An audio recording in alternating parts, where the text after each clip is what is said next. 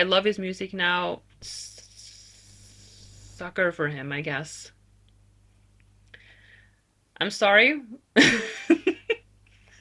I chopped off a good chunk of my hair because I was very ready for a change and I chopped it off. Chopped it off. This month, in about 2.5 weeks, 3 weeks, I will experience a very big life change, and I just needed to kind of start it a little early so that the biggest change won't be that big of a transition, I guess, because I needed something new, you know? And I'm kind of cosplaying my t-shirt man. So I am noticing a pattern with myself here that I am always reading 2 books and I am favoriting 4 movies. So that's the trend now, I guess. So that's what we're going to continue with. So first up, we got the books that I read in March. Even though most of the books that I have read this year has not been very good, I want to talk about them anyway because books is a lot more time consuming. So even though I didn't personally love them, maybe someone will. The first one that I read is called Things Have Gotten Worse Since We Last Spoke by Eric LaRocca. And it's a short story book, so it's got 3 stories in it.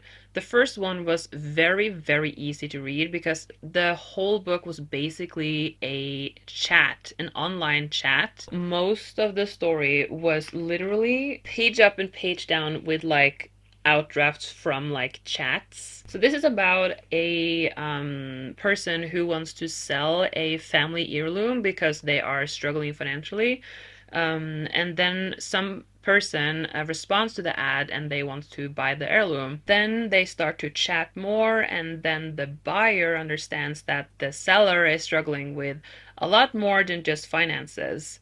And they kind of use that to their advantage, and then they try out stuff, and then they dare the seller to do stuff that may like get them out of their shell and stuff, and it becomes pretty dark. That was definitely the strongest story in the book, but at the same time, it wasn't like, wow. I think a lot of the stories actually, all 3 of them have like some kind of like religious undertone.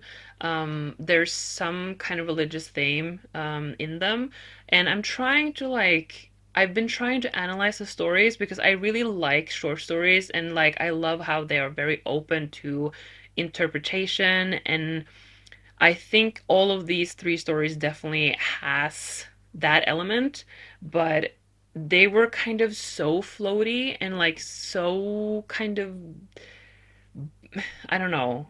I feel like the author wants you to fill in the blanks a little too much, maybe. The book is really short, so I definitely recommend it if you just want to like get a book on your reading lists and just like have a book there because it's very, very short, very easy to read, but they do require some interpretation, I guess. But I enjoyed it for what it was. And then the next book I read was The Only One Left by Riley Sager. This is like a crime kind of like mystery type book where it's kind of like the murder on the Orient Express, where you're kind of trying to figure out what happened, and there are so many people that could be the villain or like the one who did the murder, or like if there was a murder at all. Obviously, and of course, I was hooked by the reviews outside the book, and it says like a heart-pounding gothic thriller from the master of suspense. And I'm like, that sounds like a book for me. This is what it says on the back, what it's about. Everyone believes that Lenora Hope is a mass murderer. When the Hope family was massacred decades ago, she was the only one left alive after that tragic night. Mute,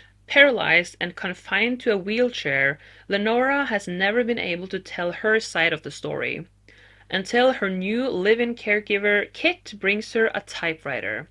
And with one working finger, Lenora begins to type, I want to tell you everything. Lenora Hope is like a local legend in this town because she was the only person left alive after her family was brutally murdered. And, everyone thought that she did it. Now she is very much cannot move and she needs constant care, and she can't talk, obviously. The caregiver, Kit, is who we follow. She's been working as a caregiver for many years, and she has a very tragic story herself with her mom. So we're following that, and it's kind of like intervened with the views she has on Lenora and how she lives her life. And then Kit is the one who finds out that the caregiver before her is dead. There are so many people at this estate. There's a gardener, obviously, and then there is like the house lady that kind of like delegates jobs around the house, and then there is the maid, and then there's the chef. There are a lot of people that could be the culprit. That was the word that literally just fell into my head. Is that the right word? Culprit? I think it is. And through this book, I can definitely say that I'm not a crime person. Like, I'm not a crime loving person, I guess, because this kind of book has never captured me. It's predictable in that it's trying to be unpredictable. I don't know if that makes sense because I feel like even though I was surprised by the ending, I was surprised by, what actually was the deal behind everything. I think it's just so simple to be like, oh, but everything I've told you up until this point, everything has been a lie. You just have to deal with that, okay? You have to reset yourself all the time because that's how crime stories or like mystery stories work. The author is always trying to like lure you to think it's definitely this person, and then they throw in someone new. And I don't know, I'm more into supernatural stories, honestly. And if it's gonna be a real story like this one, I don't want a mystery like that. We're getting into the movies that I watched. I watched a total of 14 movies, and then one of them, this is going to be an honorable mention at the end because I kind of want to talk about it even though it's kind of stupid, but I'm gonna do it anyway because why not? Why not? So the first movie I want to talk about is called Identity from 2003, which was very much a like Agatha Christie story, and I really, really like this one. Complete strangers stranded at a remote desert motel during a raging storm soon find themselves the target of a deranged murderer. As their numbers thin out, the travelers begin to turn on each other as each tries to figure out who the killer is.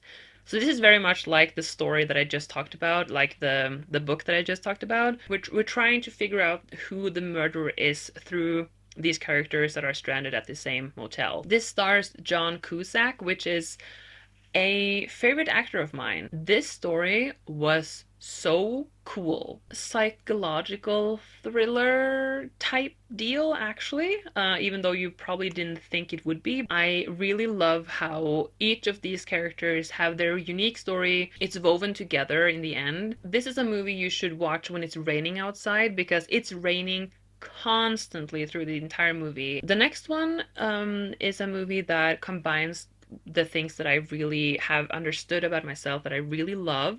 I didn't know that I was a sci-fi person, but I think when you combine sci-fi with horror, I'm very much on board every time. So this is called Sunshine from 2007. 50 years into the future, the sun is dying, and Earth is threatened by Arctic temperatures. A team of astronauts is sent to revive the sun, but the mission fails. 7 years later, a new team is sent to finish the mission as mankind's last hope. This was a very star-packed movie, actually, with Cillian Murphy, and my actual favorite performance was Chris Evans. I've never been a Chris Evans fan, but here I think he just nailed it because he was like the voice of logic through the entire thing. So this wasn't like a alien movie, but it actually had some surprising religious elements, and the way that it dealt with that was really interesting. And I honestly love a space movie where the crew is like slowly turning on each other because this is a movie that has like such close proximity rooms, like everyone is always on top of each other all the time, and of course that's going to do something with a person. Very intense because they are literally Earth's last hope because they are carrying a missile. They're going to throw this into I think it was a black hole or like a dying star to create a new sun because Earth is dying now. So interesting and beautifully shot. Like the shots in this movie, stellar. Everyone except the last one is the early 2000s. So the next one is called Wolf Creek from 2005. Stranded backpackers in remote Australia fall prey to a murderous bushman who offers to fix their car, then takes them captive. So there are three backpackers, and they are a guy and two girls, and it seems like everything is really nice and fine. And then they visit Wolf Creek, which is a big crater. Once they, reach the crater and then walk down back to the car, they figure out that the car is busted. And then this guy called Mick comes around and he says, yeah, I can totally fix the car. I just have to drag your car back to my work shed. That's mistake number one. The thing that just is so scary with this movie is because this is pure human cruelty. Humans are the scariest things on the planet. Like, I can watch so many movies where the villain or like the culprit is a supernatural entity, and I will not be bothered at all because in my heart and my mind and my soul, I know that this supernatural thing isn't real. I've been willingly watching and reading a lot about it, like so much that I've kind of become desensitized to the stuff, I think. But I know that humans are horrible, and that's why this is definitely one of the scariest movies I've seen. I don't think the exact story that is told here is real, but it's kind of like based off of many stories and then it's created into one. And that's what scares me because this is very intense and the movie is filmed kind of like a found footage genre type thing because even though they aren't like holding the camera much, sometimes they're filming themselves, but the way that it's filmed is very chaotic and we're like following the steps of the people. And I don't know, it's got like a really real way of telling this story, and I think that's what really gets me because it feels too real. And it always kept you guessing. Like, you never knew who is going to survive. Is anyone going to survive? How the frick is this going to end? Because it was very unpredictable. Highly recommend though. And then the last movie I'm going to talk about is a movie that I've had on my list for so long and I haven't found it anywhere.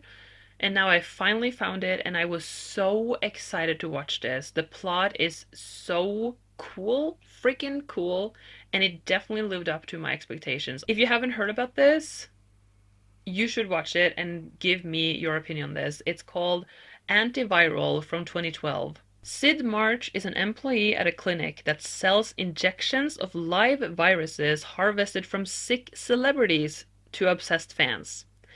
When he becomes infected with the disease that kills super sensation Hannah Geist, Sid becomes the target for collectors and rabid fans.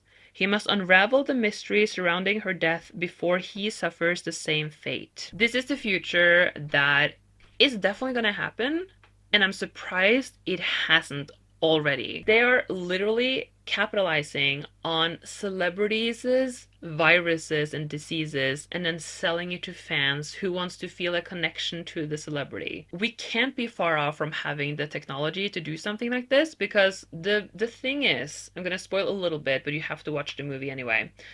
When you buy the disease from this company, you are injected with it and you can't pass it on. You're kind of like paying an exclusive right to own the disease, kind of. And that's also like a way for the company to become really exclusive in that you can't resell it. It's stuck inside your body. And I'm obsessed with it. I love the message.